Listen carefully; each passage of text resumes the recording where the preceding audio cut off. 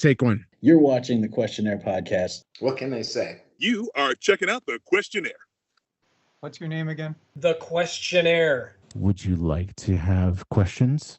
I don't got it. I'm not that guy. Submit yourself. Super fun and entertaining. This is the QUESTionnaire. Somebody's in trouble. You hearing this? Yeah? Are you hearing this, ladies and gentlemen? Because this is the QUESTionnaire. And, I don't even feel like getting into anything long-winded, man. Sometimes I do, sometimes I don't.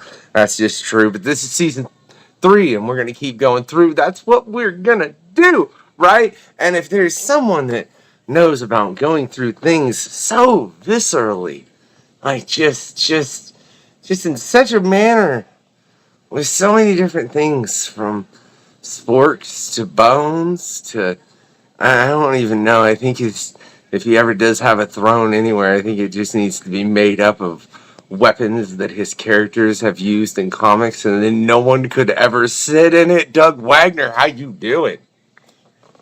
Doing great, man. Thanks for having me on the show. Always a pleasure, man.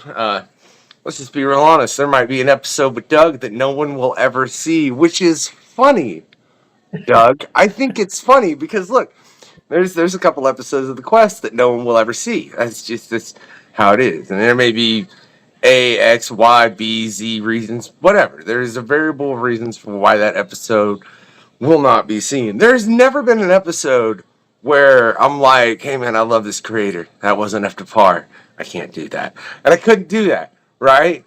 I couldn't, Doug. I couldn't do that to you, man, because I love your work. But I'm going to pick on you right now, right?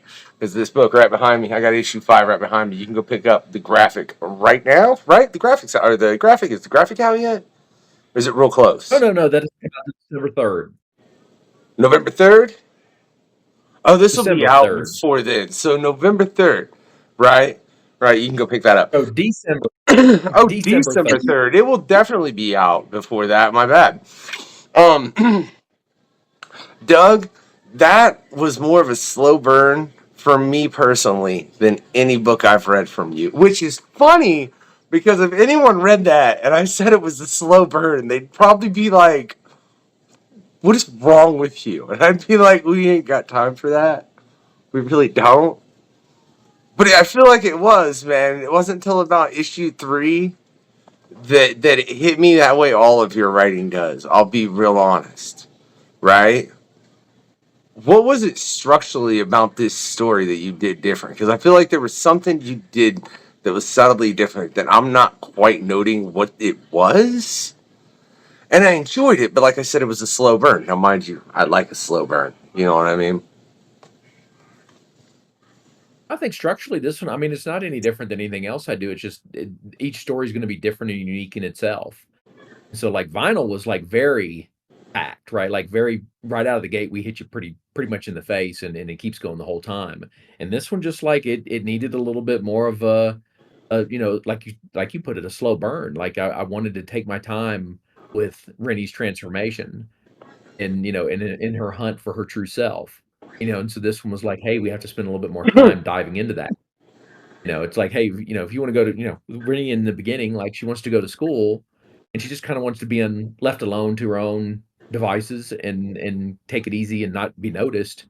And of course, that's not what happens. So it's just a different kind of story, I think, on that standpoint. I don't think there's any situation where you can just get left to your own devices unless you really hermit it, and even then, if you really hermit it, someone might randomly run across you out in the woods. That's just the world we live in. Oh, yeah. Yeah. I mean, you make a valid point, though, and it's funny you bring up Vinyl, because and I've told you this, man, Vinyl is still my favorite book by you. I won't say it will always be my favorite book by you, because you always put out good stuff. But that one, I don't know, click, click, bang, or click, boom. Click, boom, bang, boom. Boom. Yep. Boom. All right. See, you write too much, Doug, and I read other stuff, and I can't, and my brain. It might be tied. Yeah, Vinyl's probably got it a little bit. So it's funny that you specifically brought up Vinyl in that, as far as in comparison, man. I don't know what it was, Doug. There was just... But when it hit, did it hit? Like all your stories. And I love how you always take these characters that they want to do things that people would be apropos to say are wrong. And you make them so lovable, and you make them to where it's like, oh, well, I get it. Why do you do that, Doug? Why do you like to make psychos appealing? To me, I mean, it's fascinating to me, right? Like, I mean, I think, what you can take is what people consider out of the norm, take abnormal behavior, and people make a lot of assumptions on that, and most of the time they're wrong. And so I think in this case, it's like, hey, not, murder is bad. We all know that. But sometimes, as we've seen throughout life, it's necessary. And, whether you're talking about war or whatever it might be, right? We've run into those things. And, you can talk, we don't want to get into a debate about the death penalty or those kind of things, but like it's a pretty Are you serious? No, Doug, like, I don't want to get into that topic. It got brought up like real lightly with Ian, and I'm not talking about the death penalty, and we're not going to get into that either because this is a comic book show. But it's that whole thing of you say that, sometimes maybe it can be justified, but then at the same time, you have to realize that there are certain people that would justify it for reasons that maybe they shouldn't have justified it. You know what I mean? As far as like, if someone's just saying stuff, that's okay. It's to the point where you're, causing harm to people, and that's, I mean, you show that in your books that it definitely, like, the people that are taken out by the main characters, whether it be Rennie or Edwin or so many other great characters that you have, they're doing things to people that are harming people, and I think that's the clear line that definitely needs to be drawn. Even though some people, I mean, if you go with the Superman mentality, it's like you shouldn't kill anybody. It doesn't matter, Why do you think there's such a drive in society for people to enjoy that, that enjoy this type of medium? Because it's become way more prevalent, and I don't know. I feel like more and more so since Dexter. I think that was the real big start in media where this concept of a killer of killers became okay, even though it existed way before that. I love Evil Ernie, you know. I think it's just people have a lot of like there's things that bother us, and you wonder like can we get people to do the right thing all the time when they know when they know it's supposed to be right, and you get frustrated with that when people are doing the same idiotic stuff over and over again. So we get mad and we're like, you know what? The easy solution would be take them out. I mean, that's the Punisher, that's Dexter. Like we've got several characters over time that are even, I'd even throw Deadpool in that group. Like, yeah, it's like, hey, I mean, there's evil people, and like if you won't change on your own accord, then I guess here's the option. Deadpool's a little worse though, because he has a serious mental imbalance, and sometimes he might shoot somebody because they won't give him a taco. Right. But that's more but I think crazy. Yeah, but I think that speaks to everybody's inner like rage, right? Like sometimes you do get upset over somebody not willing to sell you a taco. Like in your inner voice is going, "Hey, what if it went this far?" And I think people fantasize about it, but I don't think, luckily most of us don't act on it. Well, and I think there's this part of me that believes that I think there are people that for some reason hate these characters, but they would be more apt to harm someone for no good reason. And I think a lot of the people that would do that tend to really dislike the characters, like all of the ones we've been mentioning. Anybody like we'll go deep cut Scud, yeah, right, Yeah. right. Let's go to a deep cut. Just characters to that ilk. I think it's just crazy how much that's taken over society. I also think it's nuts the amount it's turned into the mainstream media, right? So I know you're working on something that you can't talk about because you are every time you're on the show, right? That is true. Yeah. Yeah. Every time Doug's on, he's working on something and he can't say nothing about it. Right? Last time I called it because I was like, it's. I said a vinyl sequel or prequel. I think it was one or the other. I was like, it's something, and I was right. Oh, I was right. I really want more of those from vinyl. I'm gonna be real honest because you already got the Plastic sequel, which was phenomenal. Right?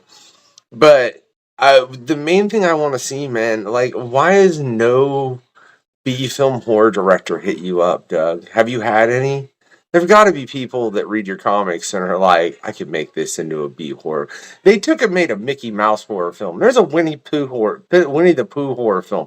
They were terrible. Why can't someone do plastic on a budget? I don't feel like it would be that expensive. Dude, that's Hollywood. Like you don't. People do what they do, and that's. I don't make comics thinking about Hollywood. I make comics to make comics. So And that's that's not really something I think about. all right, and I mean that's the greatest way to make comics. I think people that tend to make comics thinking about Hollywood are the comics that probably honestly never make it to Hollywood, because I know there are characters that when they were written, at no point did like Jack Kirby draw Galactus and go, "Yes, this will be Yeah. in film." Like, no, I guarantee that wasn't a thought, but it happened. You know. So I think that's definitely a thing and a good thing, man. And I think, like I said, you, in my opinion, write in a way where it's very adaptable to film. It's going to be very bloody and very violent, and depending on which book you're doing of yours would depend on the budget. Like I said, I feel like you could do plastic fairly inexpensively. Plush, not so much. Click, click, boom. Right. You got to blow a lot of stuff up, man. Right? Yep. Right? So, ooh. Can you at least, is what you're working on in the Plastaverse? No. Oh. Currently, what I'm working on is not. That's intriguing, man. I won't lie. I was hoping for something more from all the great characters you have in vinyl, because I feel like there's so much work that you could do with those. Is this just something that's a completely original concept?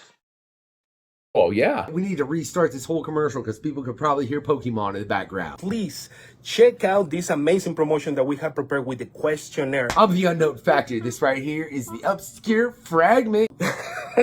Are watching this show Yeah, I'll do editing. with the questionnaire. So we've edited this awesome commercial together, y'all. 90% off. We are not giving 90% off. No, I mean 9. How about 20? The only thing that you have to do is enter that code that you have right there. 9. No, 20. 10. How about 20? I'm printing your comics today with Studio Comics Press. Just use this code right here. Look, I put it somewhere. All right, it's probably actually right here. Right, it's right under your chin. It says Quest24. That code you gotta enter in our website, and then you will get a whipping discount of 20% in any of the items or products that we have on the website. 9. 20. 9. 20%. 9. All right. 9. He wants to give you 9% off. I, as well as Alfonso over there on Studio Comics, want to give you 20% off. You can get it right there with this amazing code. Just enter it right here. Yeah, just right there. There. Use that code over at Studio Comics to get 20% off. Thank you very much. This is a special one for all our friends of the questionnaire. Type in Quest24 when you check out, man. You can figure out the percentage you'll get right then because it'll show in your order. Yeah, right? 9% off. It's 20%. The Questionnaire, the best current comic book podcast existing around. So happy to have Studio Comics as our very, very first sponsor. Say Studio Comics! Studio Comics! Don't forget to share, like, subscribe, and do all the stuff that you have to do. I'm the Unknown Factor with the Questionnaire. Make sure you check it out. That's funny. How many people in the industry do you think write exclusively comics just like this is getting into a movie? Except obviously DC and Marvel at this point, I think I think that's kind of their thing a little bit, and it's intentional, you know? Yeah. I don't know. I don't really ask that. I don't walk around asking that question a lot. I mean, most of the creators I'm friends with, we work on, we're thinking comics first. And, I mean, I will say like a large majority of them hope that it gets made into something. And that's something that, they actively work on, but it's not the primary thought when they're working on the project. So that's the people I hang with, that I'm not saying that's, I'm sure there's people out there that are writing stuff that specifically is to be made into Oh, movie or TV or film. oh, I know for a fact that there are because I mean we've had people that have said as much on the show.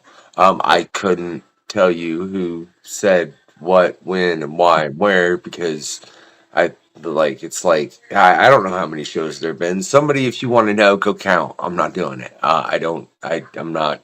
I don't. I can't tell you how many episodes there were each season at this point. I can tell you this is episode 3 of season 3, but that's because it's only the 3rd episode of season 3. Ask me 20 quests from now, and I'll be like, I don't freaking know, man. Leave me alone. I'm trying to go do this. What's wrong with you? You know, what were you listening to? Writing what you're writing that's new. What am I say? What? What do you see? It's like what you went from a ramble to a question that was really wordy. I know it's what I do, Doug. Aren't you used to it by now? I said, what did you listen to? What are you listening to while you're writing on what you're working on right now? On this one, it's kind of a mix. I'm trying to think. Like, there's quite a bit of like 80s music mixed in there, and some dance stuff, and then I wrote the entire finale on the Blood Rave from the Blade movie. Oh, So I just very recently watched that, and by that I mean like last night. Funnily enough, it was yeah. I ended up watching Blade, and like you from the Blood Rave. That's what you wrote the finale to. Yep. Is it the same level of bloody? Yes. I mean, would you expect less from me? I mean, no, but at the same time, like that's I'm trying to like picture through all your books right now because that's a level of bloody where there was nothing in the room that wasn't covered in blood. And typically Yeah. not every inch of the room is covered in blood in any of your books. Like that's I'm trying to think maybe a couple scenes in Vinyl if memory serves me proper. Like it was like every inch of the room was covered in blood. Yeah. Yeah. So what did you do? Well, you have to wait and see. And I can't get a title or nothing. Who's publishing it? Oh no. Huh? Who's publishing it? You get nothing out of me. I can't even get who's publishing it. Nope. I figured I could get that. Jeez, Doug. Why? Hey man, I got to keep my publishers happy. So, Well, give so out too much information, you get in would- trouble. but I would think that like you got a book, especially if you've already written the finale, right?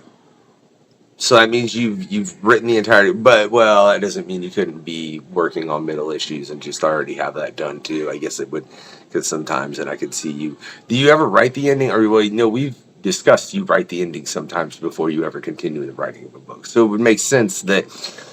How many issues it's going to be? What are we doing? Is it a limited run? What are you doing? How much, like, what can I get out of you, Doug? Anything? Nope, you're not getting anything out of me on these. So, Like, I can not tell a you I'm currently working on 5 different projects. Some of them are different with different publishers. And that's until they announce it, I'm supposed to keep my mouth shut. So 5 different projects. Can you tell me how many of them are original concepts from you? 4 of the 5. So 4 of the 5 are original concepts, and they're not based in anything that you've done previously. That is correct. And I ain't getting no other information. I can already see it. Because you can see my wheel spinning trying to come up with questions that you'll answer.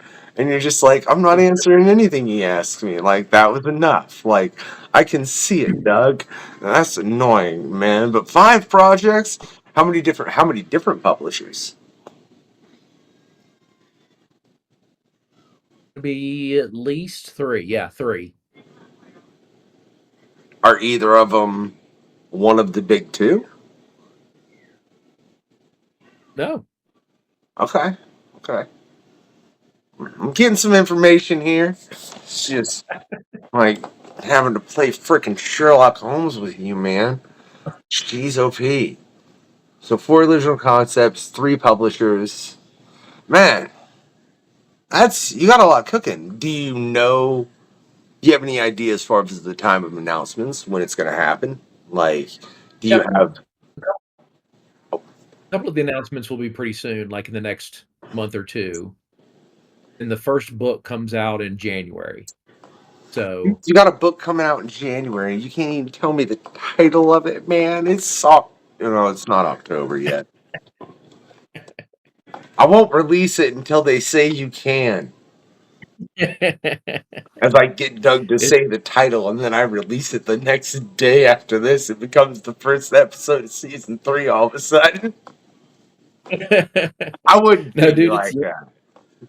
Yeah.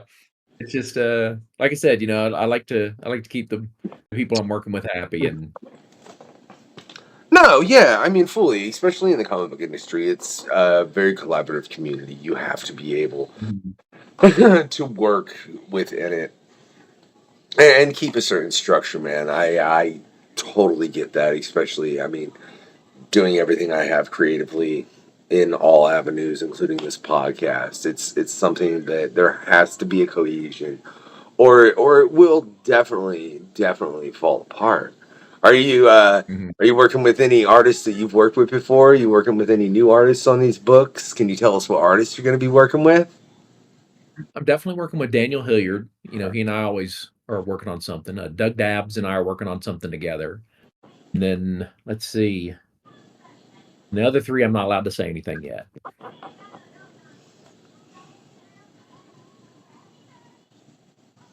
Man, I don't know if I come with any more questions to get more information out of you. I feel like I'm doing pretty good, but I'm like, that's nice though, man. Because like I said, I love your work with Daniel as well as with Doug. Man, you've done really phenomenal work with them. So I look forward to. Is that just 2 of the stories, or no? Because you've got 3 other artists that you're working with, and the 3 others, so you can't say nothing. I'm gonna throw your book, Doug. I'll do it. You hear me? I already threw 1 book earlier. Apparently that upset some people, I found out. They're like, you're just throwing comics? I'm like, I read it. Did you? With it. Man, they didn't like that comment, Doug. This is me trying to buy time to figure out if there's any other questions I can ask to get any more information about your 5 upcoming projects. And I really... because you won't even tell me any of the publishers. And, I mean, if one of them, I will say, if one of them's not Image, I will be bloody amazed. Right? And I know you can't say anything, whatever, but, I mean, you've done phenomenal work with Image. Anybody can go out there and look. There's links in the description to check out Doug's work and find all the things that he's done. I'm so annoyed I can't get into any more of what you're working on, Doug. I don't like it. Like, why is it every time you come on this show, you have something we cannot discuss that I want to pick your brain about? Have you noticed this? I swear it happens every time. I think this is more on you than it is on me. Look, man. You're the one that's not learning the lesson. Look, firstly, Doug, all right? Yeah, all right. When it comes to comic book podcasts, I am now the Erica Schultz of them, because this podcast started out of complete love, and there will always be love for it, but there's part of it now that runs on piss and vinegar because there was some machine, and I'll be damned if it dies because I love it too much, right?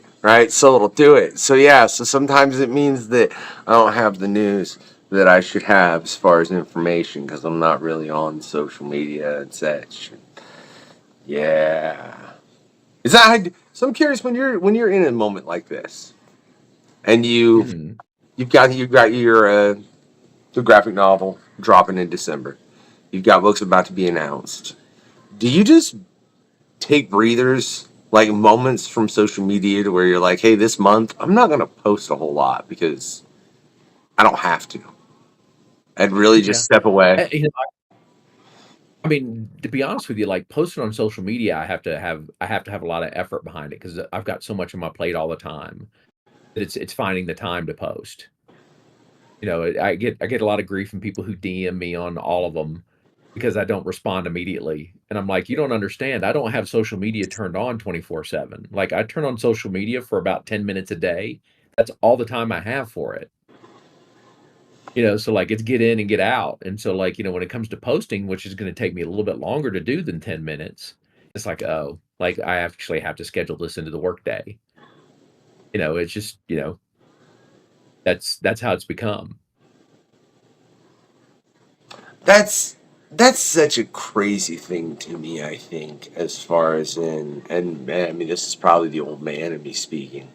It definitely is the old man in me speaking, as far as how you can acquire fame just through an algorithm judging you the proper way. And I mean, you gotta know how to play with it a little too.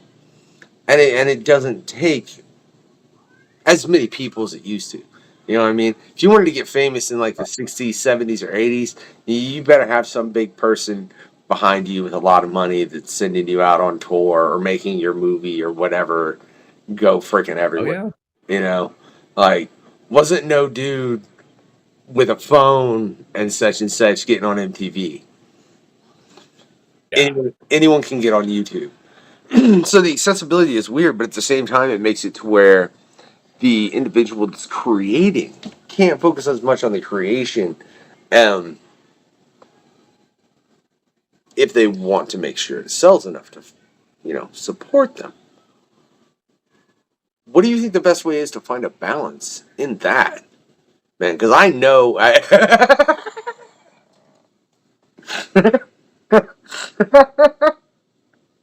that look was the best answer you could have given, Doug. It doesn't even matter. Yeah. I don't know. I'll be honest. I don't know what that answer is, and I don't know if anybody does. Some things work for some people and some don't. No, and it's, I mean, everybody's got to do their own path. I mean, with me, I'm more focused on creating and content than necessarily social media. And that's probably to my own detriment.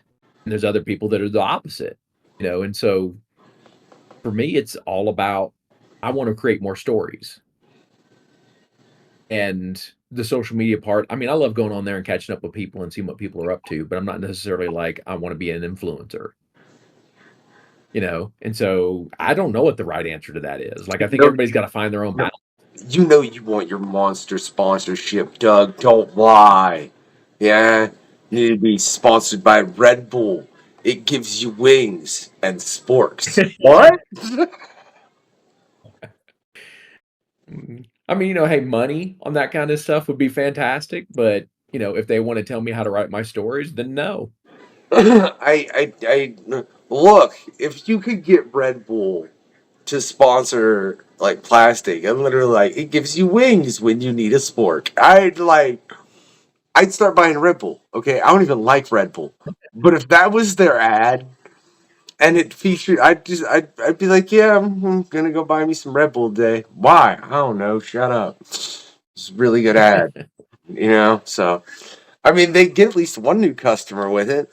But yeah, I definitely don't think that's the thing with those bigger corporations. You're not dealing with anybody that. I mean, you're dealing with at least 3 different publishers. Did any of them tell you, hey, Doug, tone it down? I mean, depending on who you're working with. I mean, with most of it, when the creator-owned stuff, no. But when you're working on anything other than creator-owned, then yeah, you have, it's not your property. What's the So you creator-owned have book? to What's the creator-owned book you're getting ready to work on?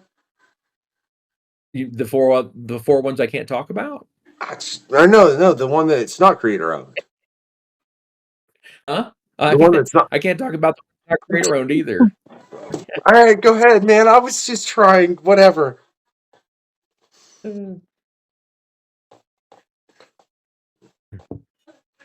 Whatever, Doug. You can't blame me for trying, right? Because I'm curious, man. There's so many characters like from the mainstream and such from your writing that I think it'd be interesting to see you work on. I mean, there's a lot. I didn't know you did a Batman story. Yeah, I did 2 Batman stories. I don't read Batman really. Like I'm gonna be real honest. Like he's just never. That's one character that's just. I'm just like, all right, cool. A billionaire with a bunch of technology. And that was always my whole thought on it. But I did when I seen you wrote something, I was like, ooh, I'm kind of curious. I think Batman's one of those characters though that his villains are always the best, man. But I think it's interesting if you look at your work, you've taken and you've ostensibly made what initially looks like the villain become the hero in a story. Why is that? Mhm. Like that's like you've done that a lot, Doug. Yeah. Why do you like to? It's like you like to show people don't judge a book by its cover. I feel like that's what you could like. That's like the moniker for a lot of the main characters from your book. Don't judge a book by its cover. Do you just like? Oh yeah. Is it you've seen so much of that in your life? Is that why you want to put that in there? Yeah, I think so. I think, I think we do too much judging of people by just their looks, their outer, expressions, and we don't take time to learn anything about them.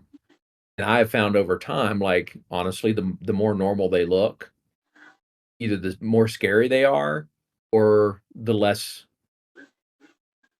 interesting they are because they've conformed to the point where they've just become another vanilla American person.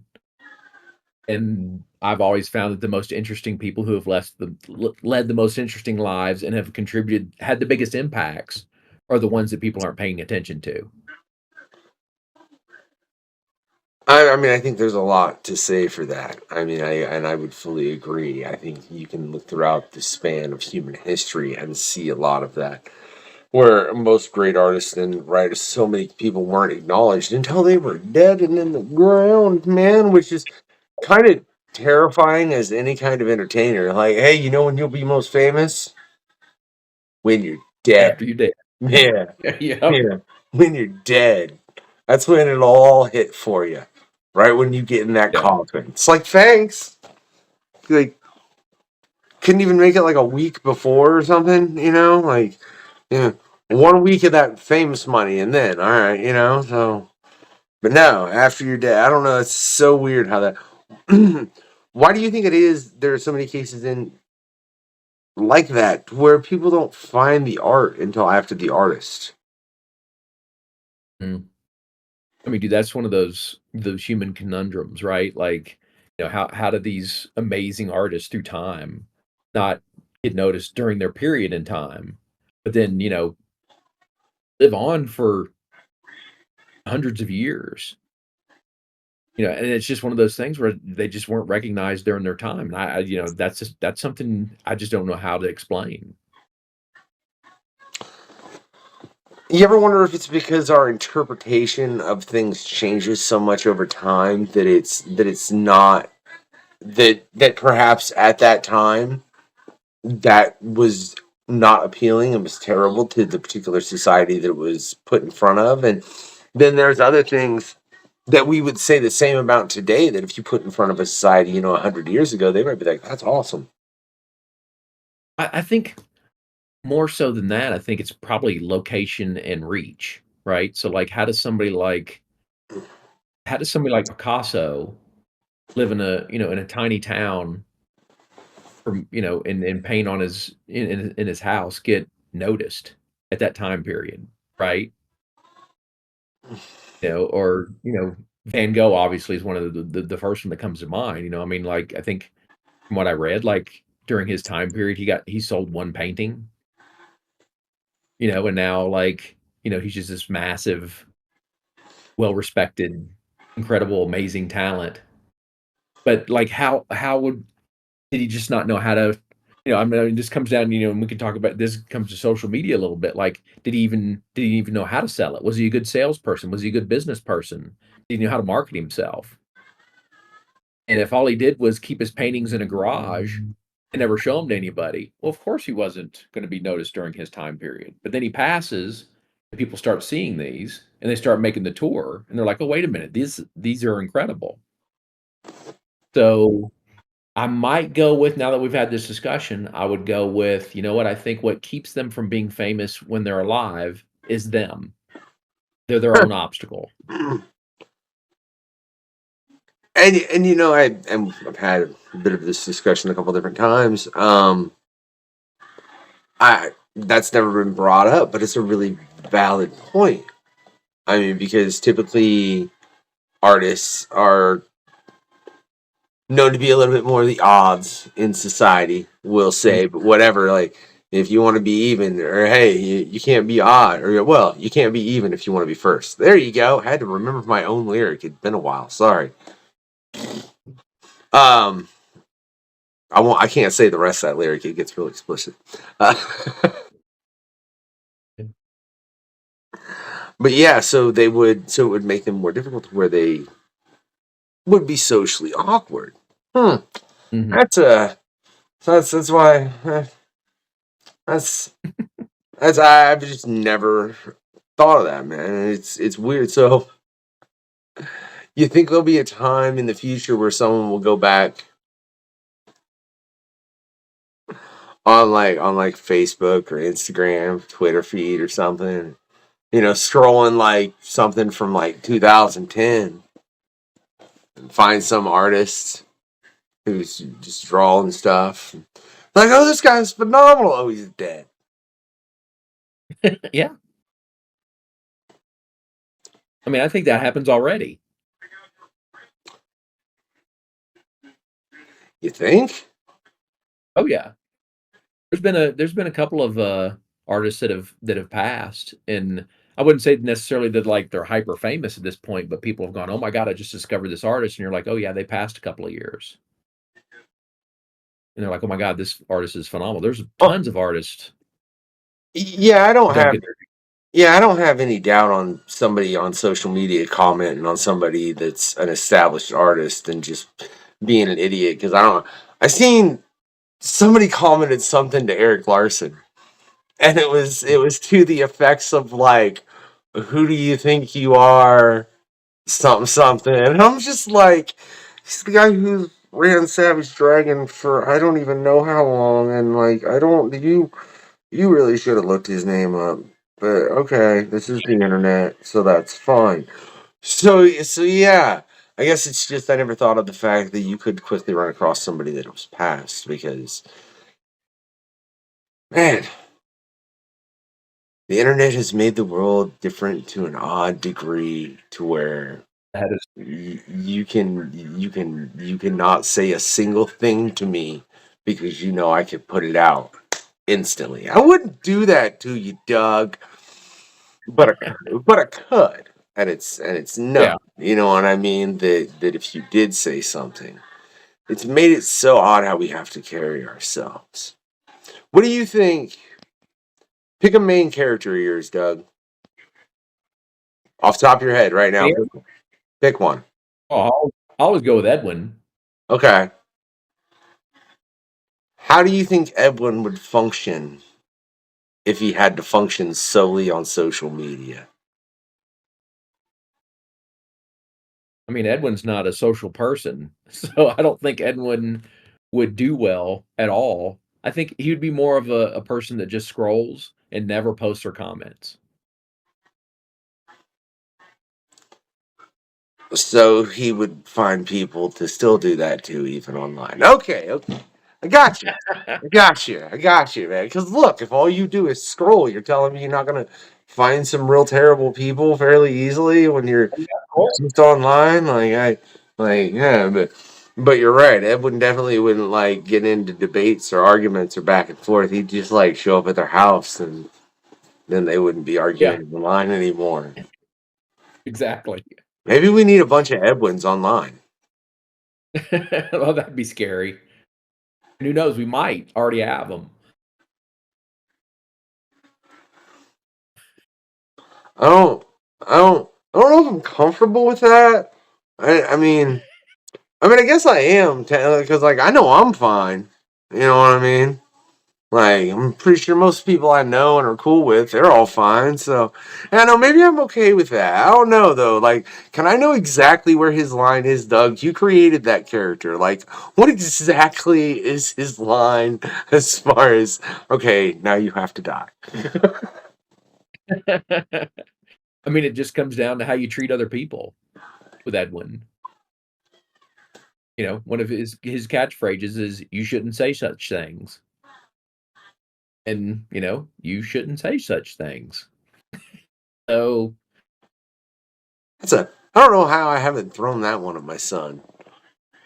Yeah, it's a good one, man. It is, and it's something that I don't think a lot of people think about. I think they just say whatever such things they choose, and the internet's given the anonymity. So yeah, if you put an Edward, someone like that, or an Edwin, someone that removed the anonymity like that, I don't know. I could just be really, really, really weird, Doug. All right, so you got 5 stories, Doug. I'm gonna one more time. I'm gonna go for it. Can you give me what genres they are? let's see. Thinking here. I mean, well, 3 of them are horror, and one's action. Okay. There And we go. Genres. There's your genres. well, but you said you were working on 5 books. That was only 4. Yeah, I can't talk about the other one.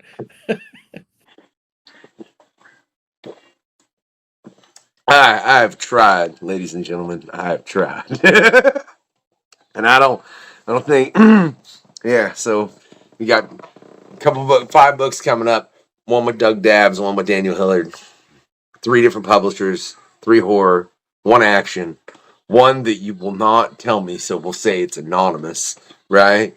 All right, right. That's fair.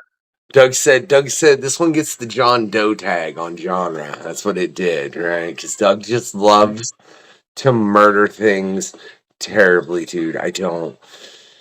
Oh, Doug, it's a pleasure every time, man. But I'll tell you, we need to get you on for another PanCon here pretty soon because I got a couple. I got a couple interesting things coming up here for season 3, man. It's been a pleasure. We're just getting it kicked off. Like I said, this is only our 3rd episode. Sometimes I forget things. Doug knows this. Doug, you've been on the show enough where you see that moment where I was like, oh, hold on. Sometimes it's because I got to give one more hug or crumbs out of bed that Doug put in my son's bed or something weird like that. You know what I mean? But that's because Doug does strange things. Doug, I can't wait to hear what these announcements are. So everybody check out Doug. Make sure you're following him on social media. He's got 5 announcements coming up. There's going to be terrible things because it's Mr. Wagner, and that's what Mr. Wagner do. I mean, you can check out this graphic novel on December 3rd or pick up everything else that he's got all over the place, man. Like I said, check the links down in the description. It is fully available.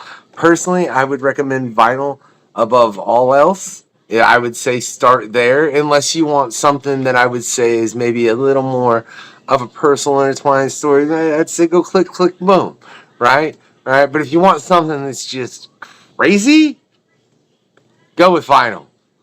The Unknown Factor definitely approves, right? Besides that, right, what I want you all to do is just 3 things, right? 1, always give it that thumbs up. Whoa, wrong angle, right? 2, always get your comic on. 3, have a good night, y'all.